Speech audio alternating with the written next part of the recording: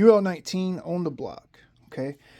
Yesterday, in my previous video, I had made a video talking about this expanding polyurethane pour foam. I poured that foam in my sponsons about 6 months ago, probably, give or take.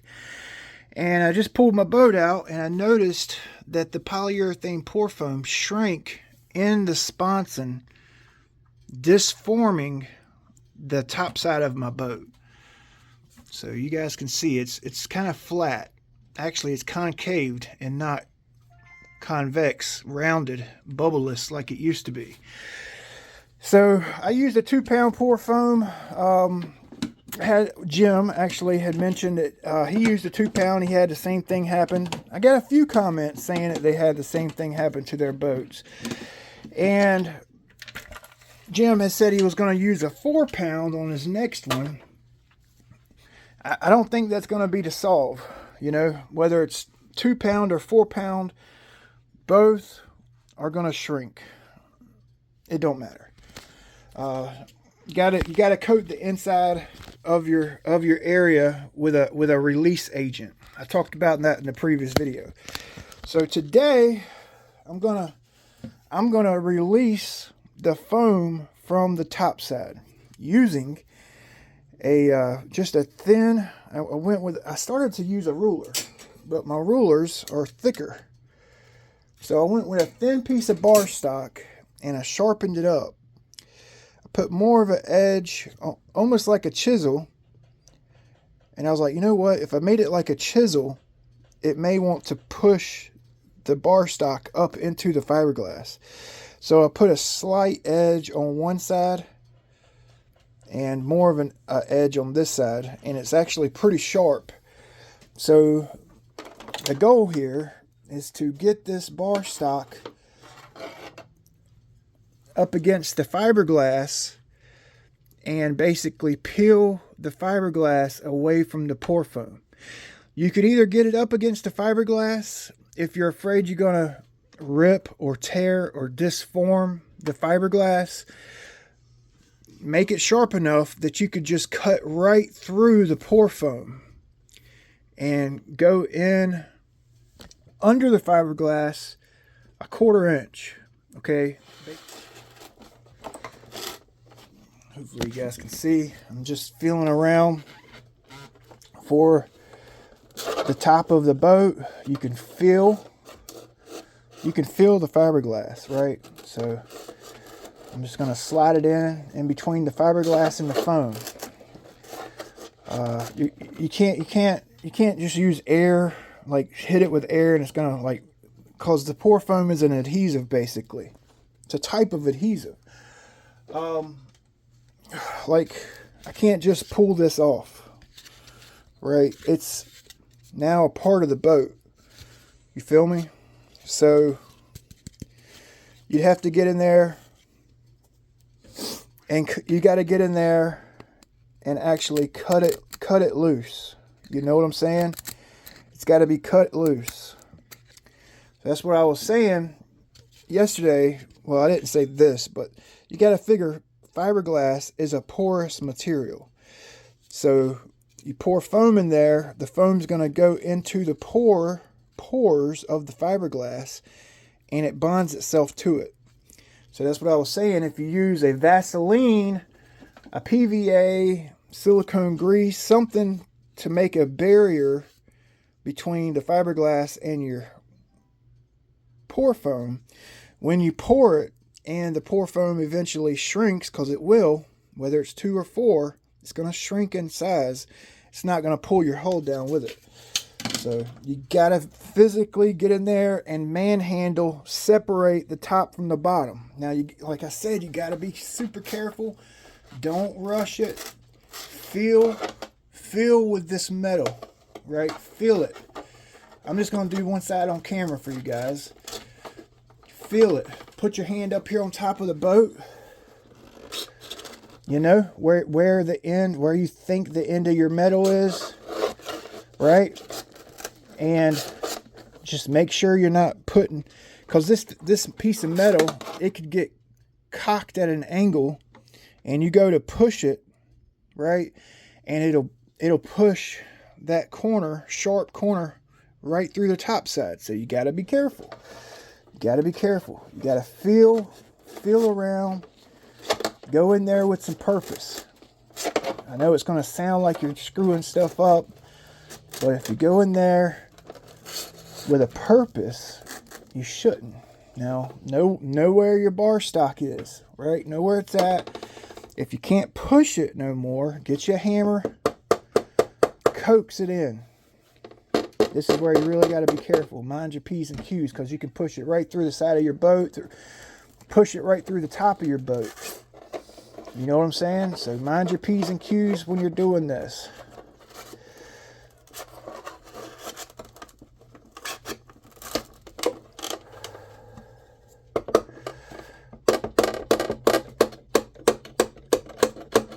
Now we have a solid sponson full of flotation, full of reinforcement. It's kind of no longer reinforcement because we're having to peel the fiberglass away, but it's still going to have some backer in there, even if you have to peel it away from the top side. Even if you put a release agent and the foam shrinks, it don't pull the top down, it shrinks, you're still going to have a buffer in there. So when in a crash it hits, it's going to have something in there for the fiberglass to push onto, so it don't get pushed in, cracked, damaged, right? So if this happens to your boat, this right here is probably the best method to fix it.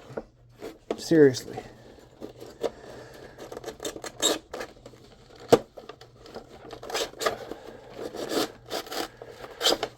Now we're getting somewhere.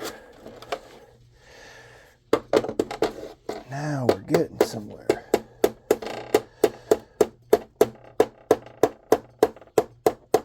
Tap. I don't mean to steer you guys wrong, but it's a learning process for me and you guys, right? Always learning, always evolving and pushing forward, you know? We can't let the gremlins get the best of us, right? So if I led you astray, I always try to bring you guys content that I back, you know, something I can stand behind, and I don't try to lead you guys astray. Hence the reason I even have my channel. I just want to help the boat gang succeed. And sometimes unforeseen shit happens to our boats. That's why I showed you guys this, and that's why I'm explaining to you how to fix it, okay? You know, unforeseen circumstances that I can't predict, like how am I supposed to know what's going to happen to a boat 6 months later? You know what I'm saying? How am I supposed to know?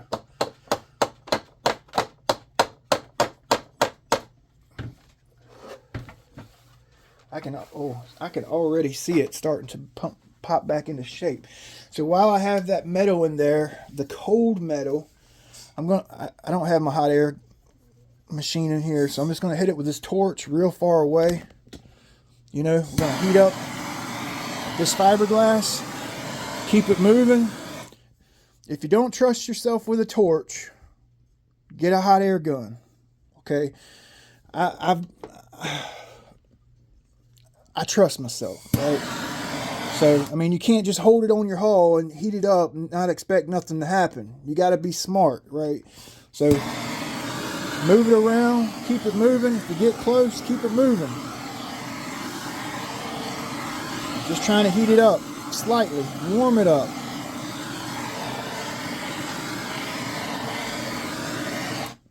Okay, feel it, right? Feel it.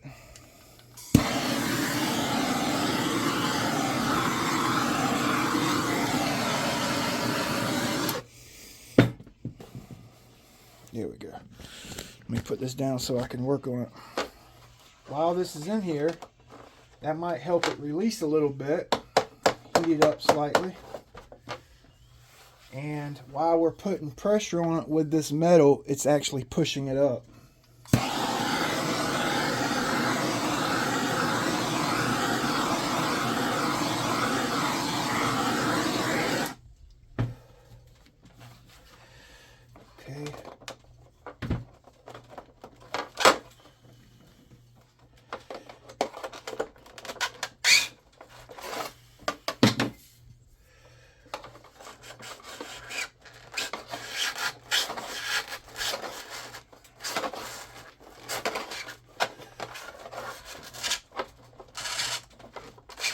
nice actually. I felt like it's kind of softened up a little bit.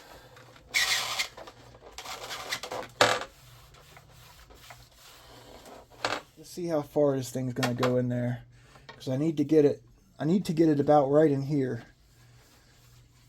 I need to get it right in there. So let's see how I almost got it there. I got it to about right here a while ago. So another inch farther, just forward of this sticker is where I'm aiming to get this metal. So let's see if we can do it. I was going to take my motor out, and I was like, you know what? I don't think I need to.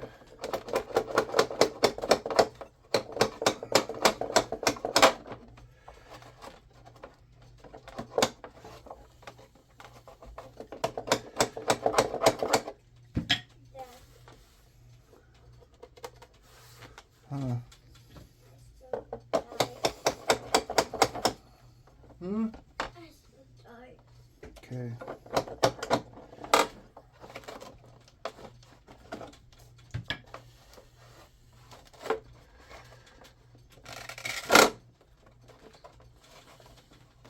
So I'm having to get that ruler.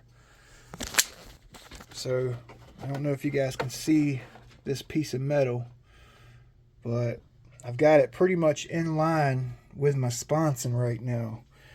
And I need to get the end of this, I need to get it right there, so that this whole section will be released to the A right there. Right, so I'm gonna have to get creative here, I think. So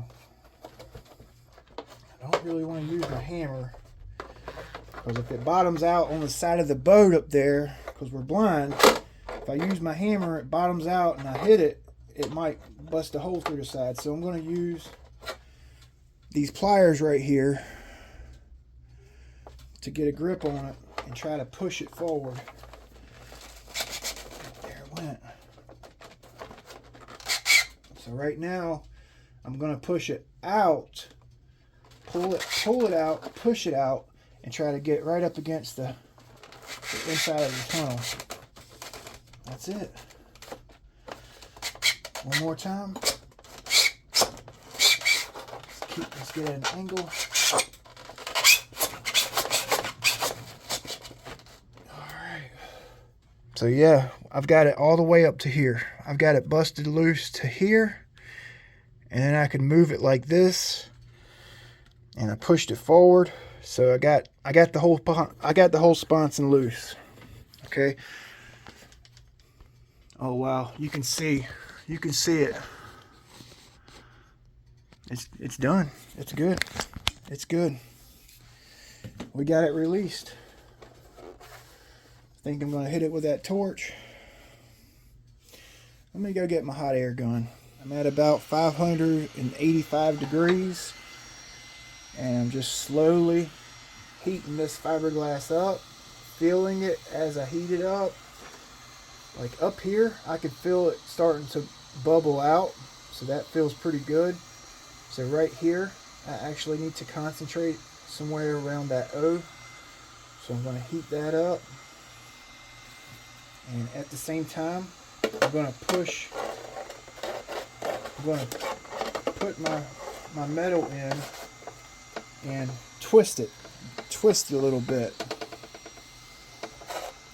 where I think the concave section is, just to kind of coax it out, coax it back into shape. Now I do want to mention this: you don't want to put too much heat on the seam. I don't know if they use epoxy or fiberglass or polyester resin to put this boat together. If they use epoxy and you heat up the seam with a hot air gun, it's going to soften the epoxy and you'll have a weak seam. So keep that in mind when you're heating up fiberglass or epoxy, polyester, period. Epoxy will lose its integrity with heat. Okay, I've used that to my advantage when I'm removing things from holes. A little bit of heat goes a long way. So I got this pretty warm.